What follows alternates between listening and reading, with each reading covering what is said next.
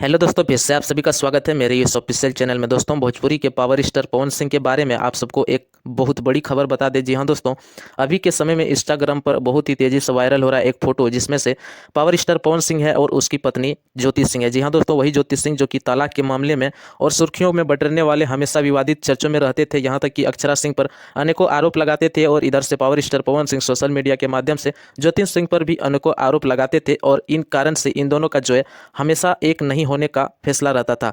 बाकी दोस्तों, अनेकों कोर्टों में चर्चे चलते रहते थे, पेशी होते रहते थे, फिर भी इन दोनों का मिलन नहीं हो पाता था। और आज की इस तस्वीर में यह आप सबको अनुमान लग गया होगा। जी हाँ दोस्तों, finally power star Pawan Singh और उसकी पत्नी ज्योति सिंह का मिलन हो गया है। जी हाँ दोस्तों, उस महान दिग्गज का बहुत आभार रहूंगा मैं भोजपुरी ऑडियंस की तरफ से, जिन्होंने इन दोनों का मिलाने का प्रयास किया। जी हाँ दोस्तों, आप लोग अपने स्क्रीन पर इस तस्वीर को देखिए, जिसमें पावर स्टार पवन सिंह और ज्योति सिंह एक साथ है। बाकी दोस्तों, आप लोग इस मिलन को क्या कहना चाहेंगे कमेंट बॉक्स में जरूर बताइएगा। और चैनल पर नहीं है तो चैनल को सब्सक्राइब करके ऑल पर लाइक जरूर कीजिएगा। धन्यवाद।